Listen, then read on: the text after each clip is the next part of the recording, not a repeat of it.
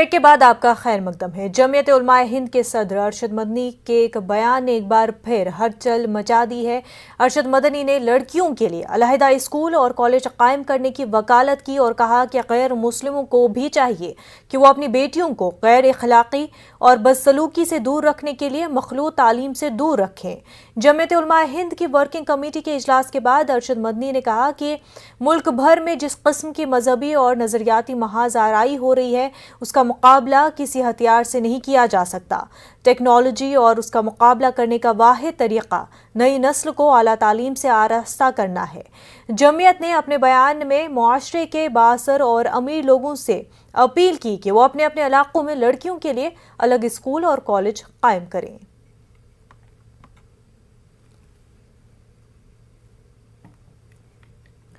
اس وقت ہمارے ساتھ رکن جمعیت علماء ڈاکٹر سلمان خالد صاحب جڑ چکے ہیں۔ خیر مقدم ہے آپ کا۔ سلمان خالد صاحب، اس بیان پر آپ کیا کہیں گے کہ کو ایڈ کو ختم کرنا چاہیے؟ کو ایڈ کو ختم کرنے کا جس طرح سے جمعیت کے سربراہ مولانا ارشد مدنی صاحب نے بیان دیا ہے اس کو ہندوستان کے موجودہ سیاسی پس منظر میں دیکھنا چاہیے۔ حالانکہ کو ایڈ سے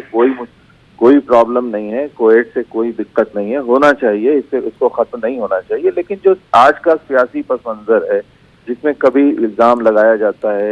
مسلمانوں کے اوپر اللہ و جہاد کا، کبھی یہ بیان دیا جاتا ہے کہ مسلمان لڑکیوں کے ساتھ ہندو لڑکوں کو شادی کرنا چاہیے اور ان کو اپنے میں ملانا چاہیے، اس طرح کے جو سیاسی پس منظر ہیں یا سیاسی بیانات آتے ہیں جو سیاسی ماحول خراب کرنے کی کوشش کی جا رہی ہے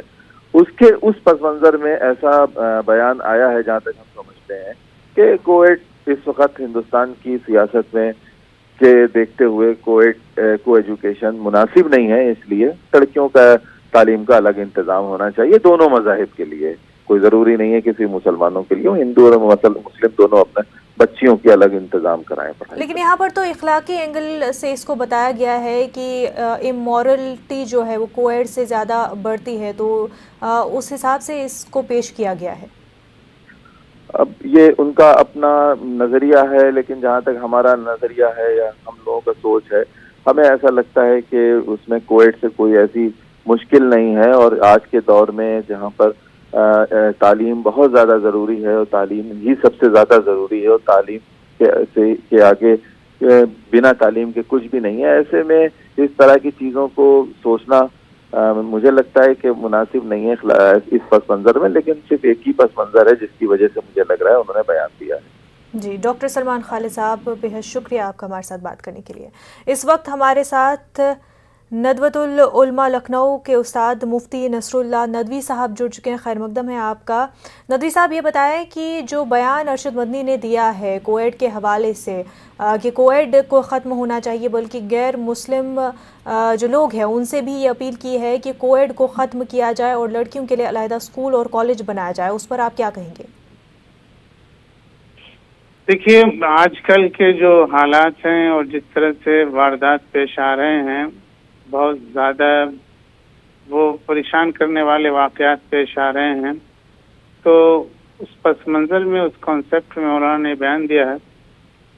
اور ان کا یہ بیان جو ہے وہ آج کے حالات کے تناظر میں درست ہے۔ جو آج کل بے روی ہے، جو غیر اخلاقی ایکٹیویٹیز ہیں وہ بہت زیادہ ہو گئی ہیں، اور اس کا حل یہ ہے کہ علیحدہ تعلیم کا انتظام کیا جائے، اس کے بغیر پیرا روی پر قابو پانا بہت مشکل ہے۔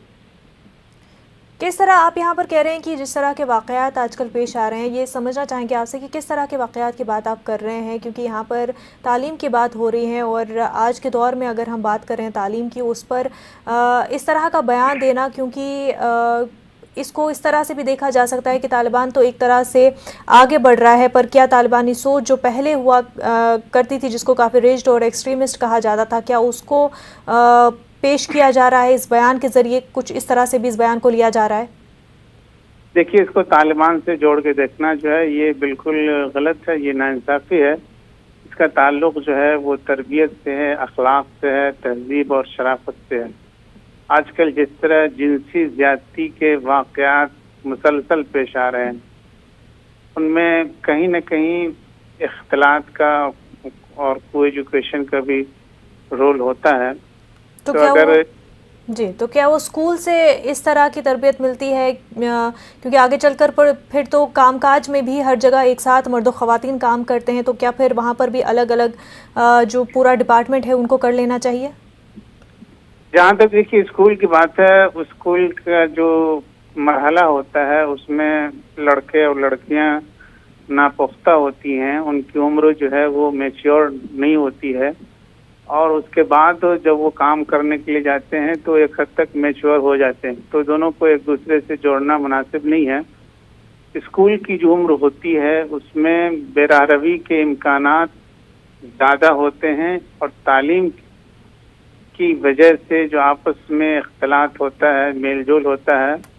उससे जो है वो बेराहरवी के वाक़यात ज़्यादा पेश आ रहे हैं। इस पस मंज़र में इस बयान को देखना चाहिए। मुफ्ती नसरुल्लाह नदवी साहब, शुक्रिया आपका। आगे बढ़ते हैं। उत्तर प्रदेश के वजीर